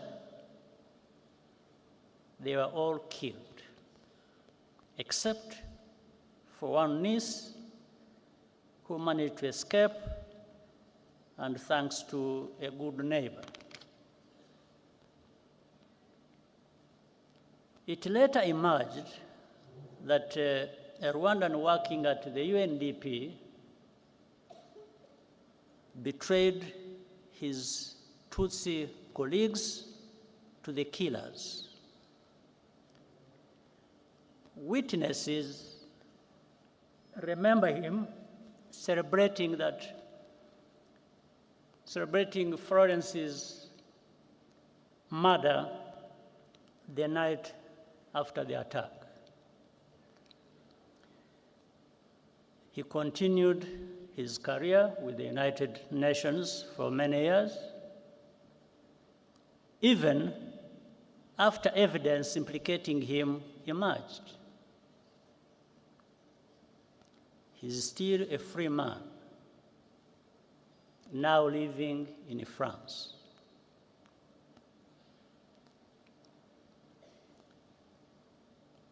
I asked General Dallaire what happened. He said that his soldiers encountered a militia roadblock near the house. And so they turned back just like that. Meanwhile, he conveyed to me an order from the United States ambassador to protect diplomats and foreign civilians evacuating from or by road to Burundi from attack by the militias. These two things happened at the same time. I do not need to be instructed to do something that goes without saying. That's what I was going to do.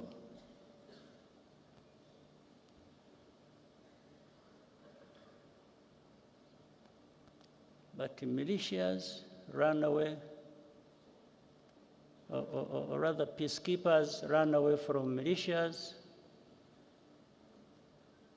were manning a roadblock.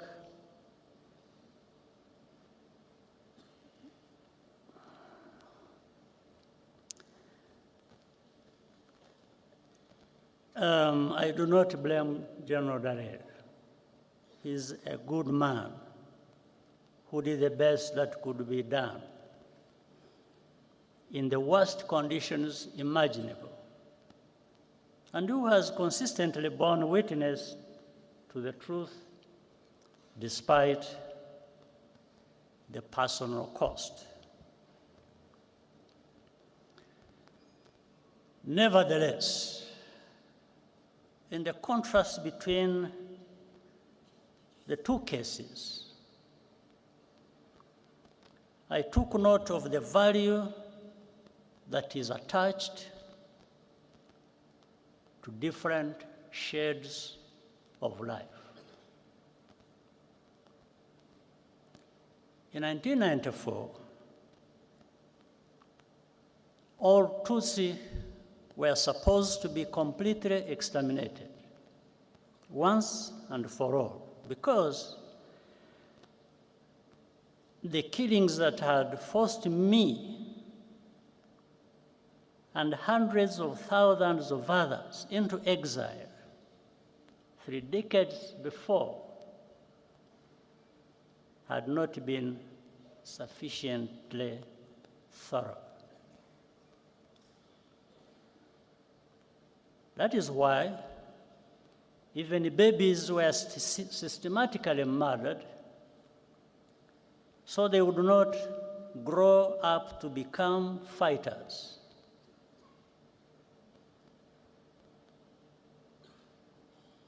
Rwandans will never understand why any country would remain intentionally vague about who was targeted in the genocide. I don't understand it. Such ambiguity is in fact a form of denial which is a crime in and of itself. And Rwanda will always challenge it.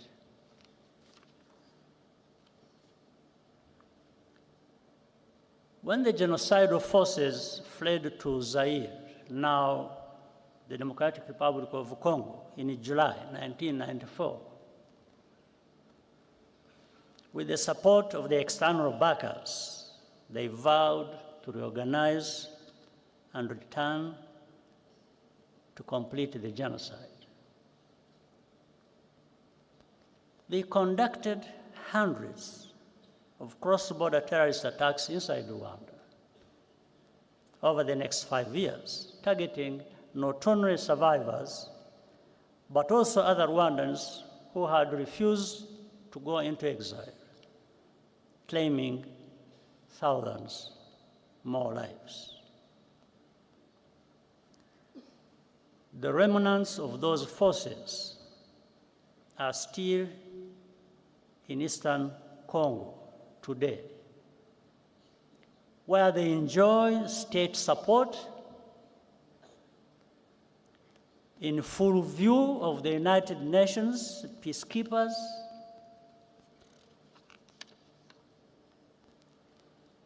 their objectives have not changed. And the only reason this group today known as FDLR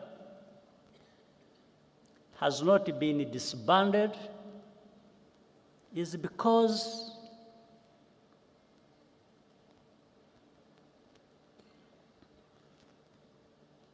their continued existence serves some unspoken interest.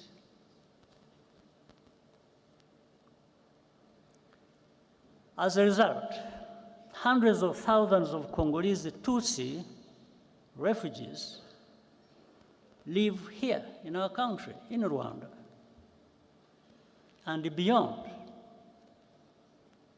completely forgotten, and no program of action for their safe return. Have we really learned any lessons?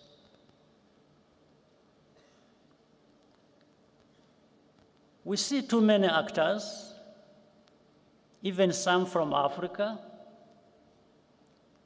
getting directly involved as tribal politics is given renewed prominence and ethnic cleansing is prepared and practiced.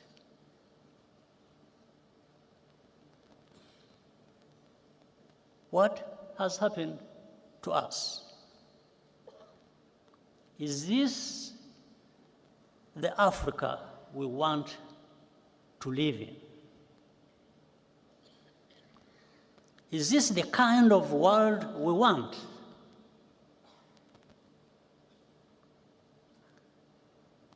Rwanda's tragedy is a warning.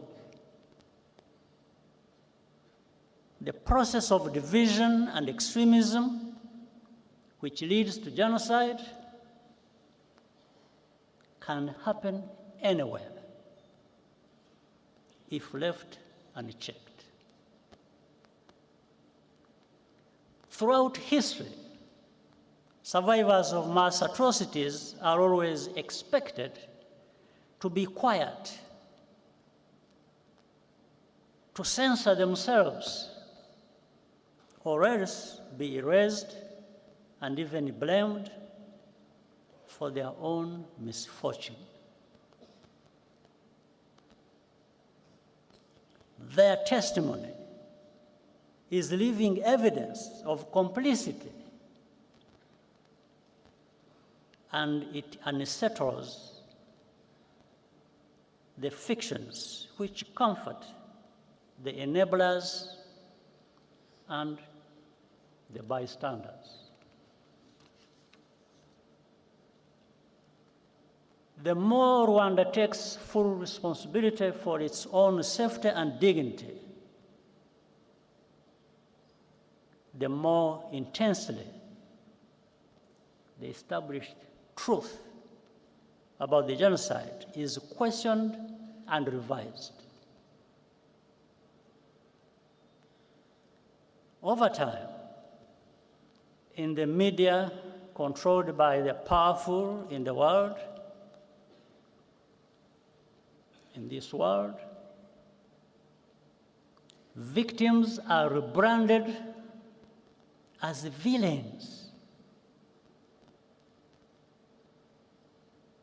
And even this very moment of commemoration is derived as a mere political tactic.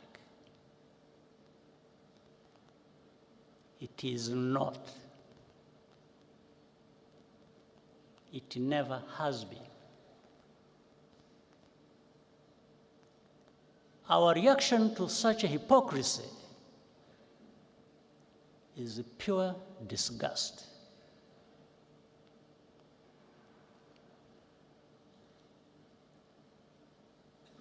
We commemorate because those lives mattered to us. Rwandans cannot afford to be indifferent to root causes of genocide. We will always pay maximum attention, even if we are alone.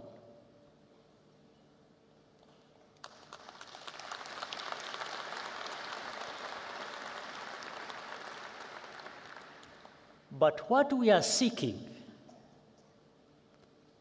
is solidarity and partnership to recognize and confront these threats together as a global community.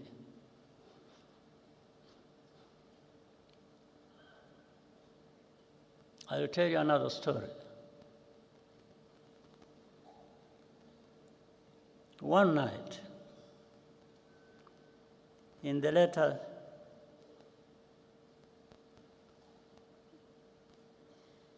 days of the genocide, I received a surprise visit past midnight from General Dallaire.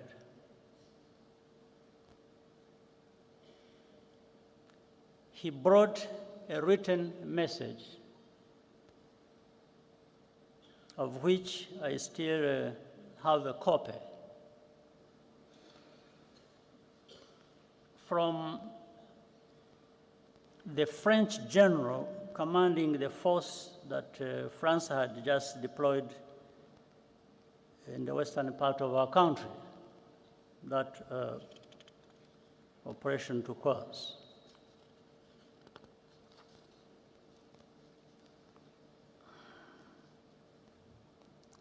The message said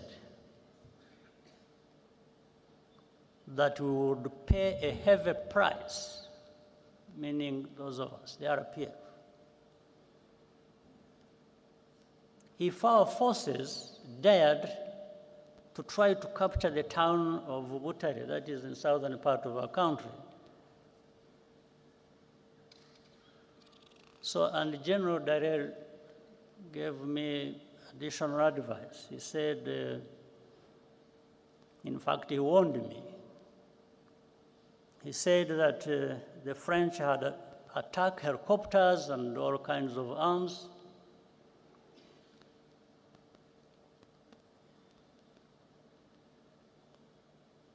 Every kind of heavy weapon you can imagine. And therefore, we are prepared to use them against us if we did not comply.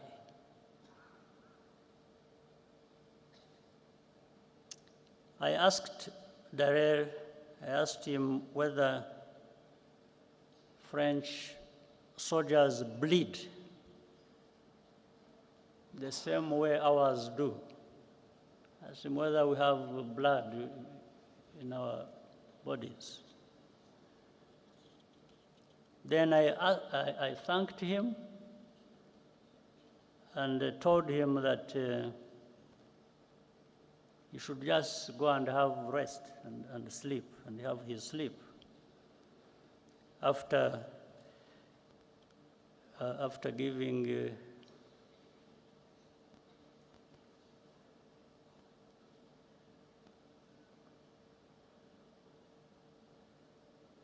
after informing the French that our response would follow, and it did.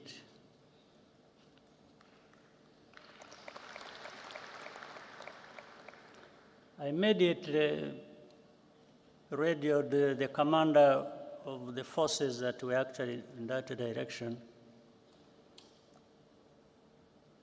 in that area, is called Fred Ibingira.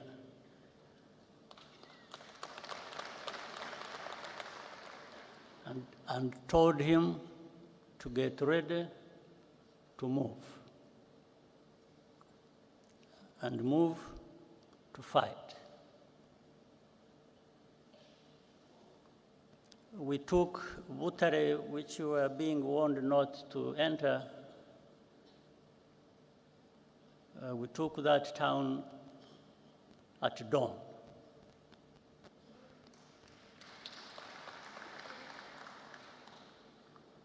Within weeks, the entire country had been secured.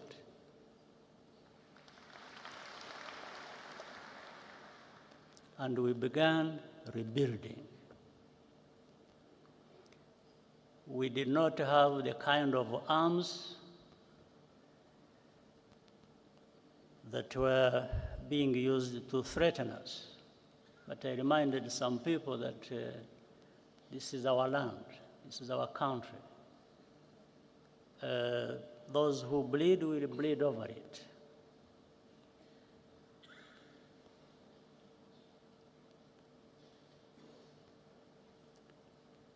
We had lost all fear. Each challenge or indignity just made us stronger. After the genocide, we faced the puzzle of how to prevent it from recurring.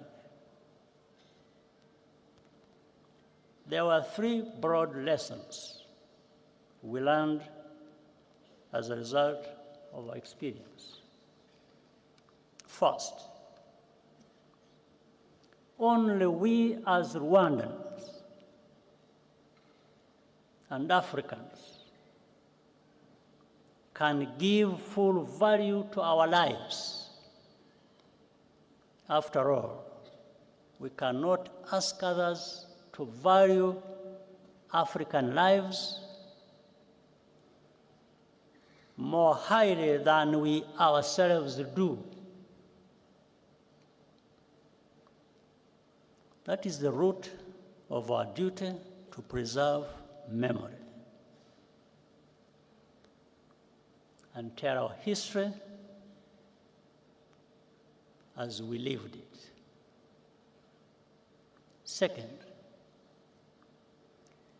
never wait for rescue or ask for permission to do what is right to protect people.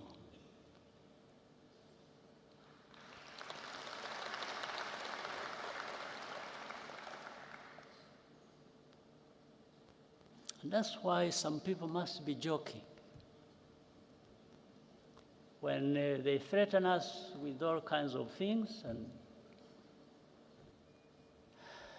they don't know what they're talking about.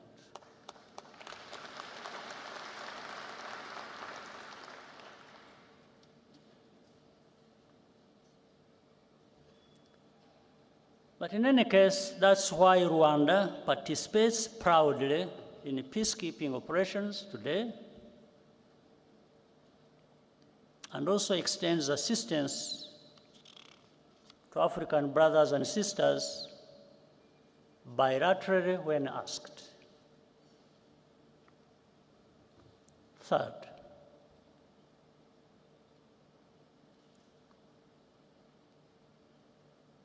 stand firm against the politics of ethnic populism in any form.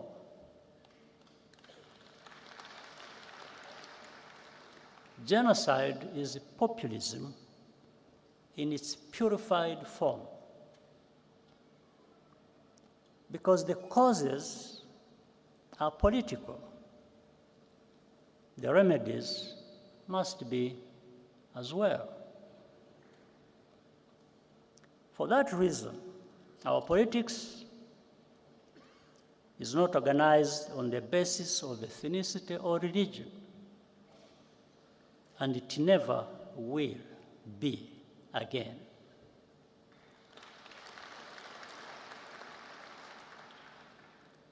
The life of my generation has been a recurring cycle of genocidal violence in 30-year intervals. From the early 1960s to 1994, to the signs we see in our region today in 2024. Only a new generation of young people have the ability to renew and redeem a nation after genocide. Our job was to provide the space and the tools for them to break the cycle. And they have. What gives us hope and confidence are the children we saw in the performance area, or the youth who created the tradition of Walk to Remember that will occur later today. Nearly 3/4 of Rwandans today are under age 35. They either have no memory of the genocide or were not yet born. Our youth are the guardians of our future.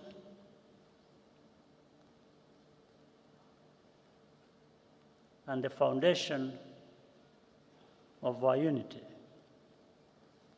with a mindset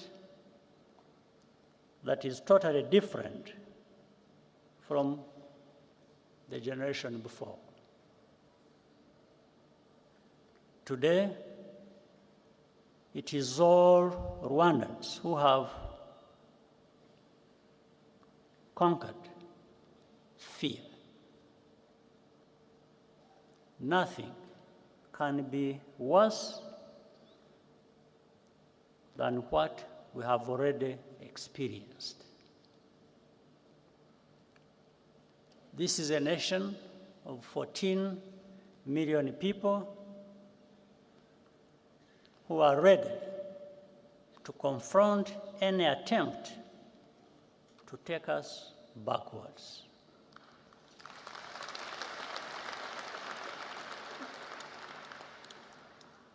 The Rwandan story shows how much power human beings have within them.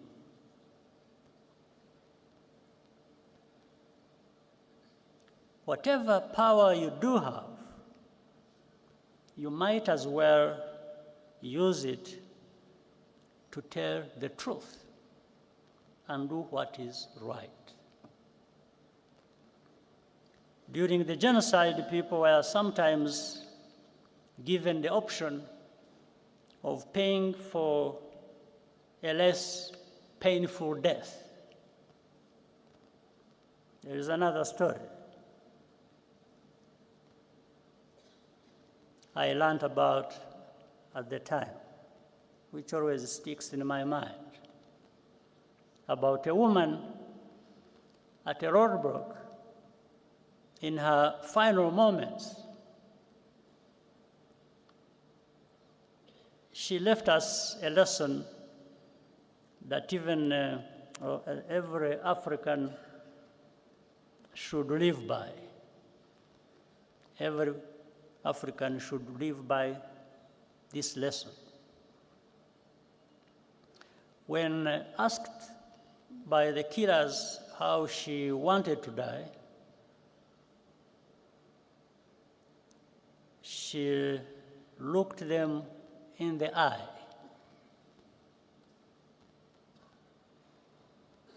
and spit in their face.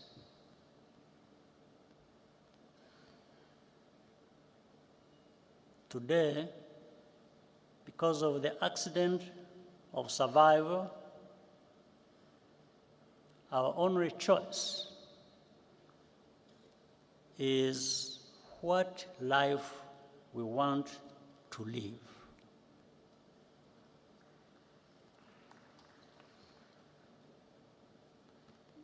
Our people will never, and I mean never, be left for dead again.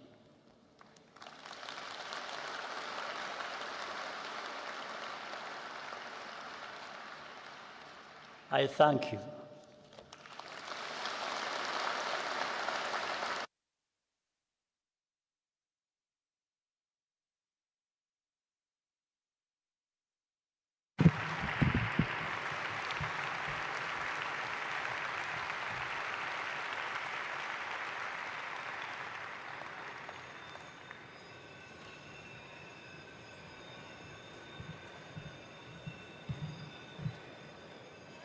Your Excellency, thank you very much for these words of truth and reminding us that we will always stand up against primitive politics.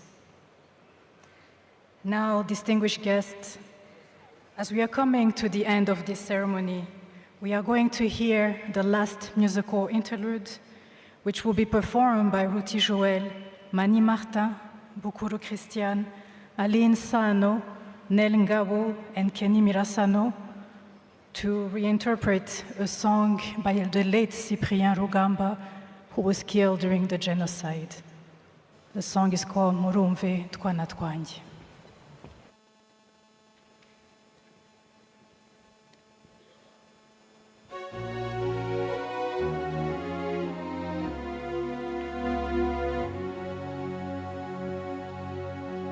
Murumve twana twanjye n'abarazurukundo, murarugira intego mwese aho mujya hose, rubabe rumutango mwiza rubara ngarama wari nijoro.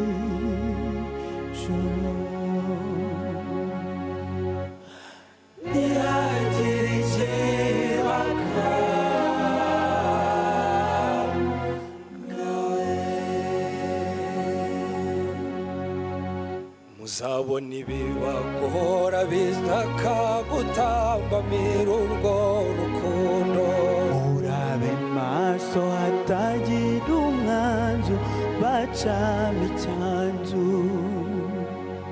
murakomeze mutwaze ntabwo nzabahana, nzagumana namwe nsimbura ibibarwanya, wa mwanzi w'icyatwa ubagarura mu cyaha nzamukubita ijanja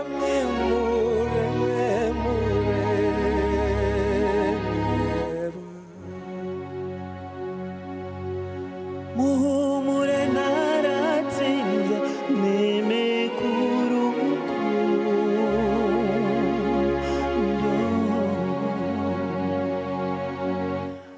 ntihagire ikibaka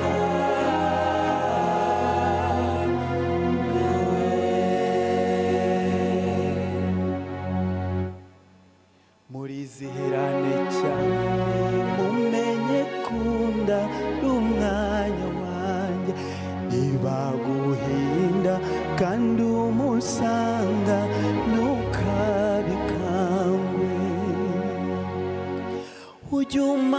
Ntambara nanjye nze tujye tujyana niyashiri n'inzozi ururumuye niba kandi usanga ari wowe ujya umuhu ngo ujye unyambaza nkuvure namurumurwa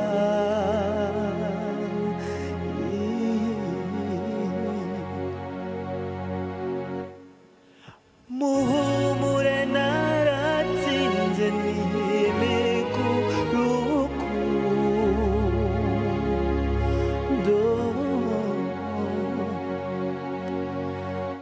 ntihagire ikibaka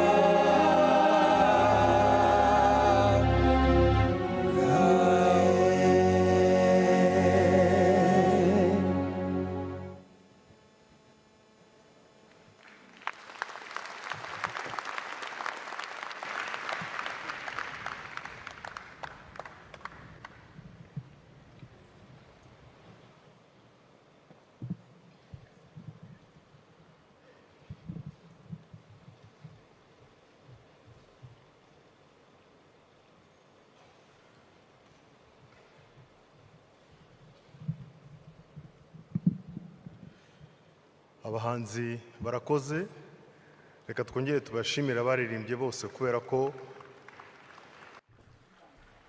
We thank the artists.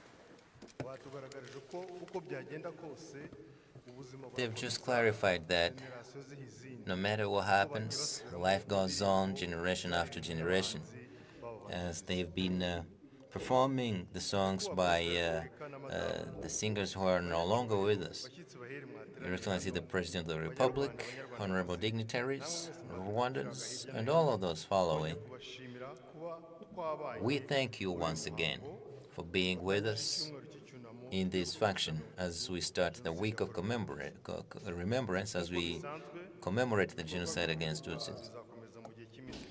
Kwibuka activities will continue for the next 100 days, so please stand by the survivors of the genocide against the Tutsis. Let's keep remembering as we rebuild. Thank you very much. We have come to the end of the ceremony.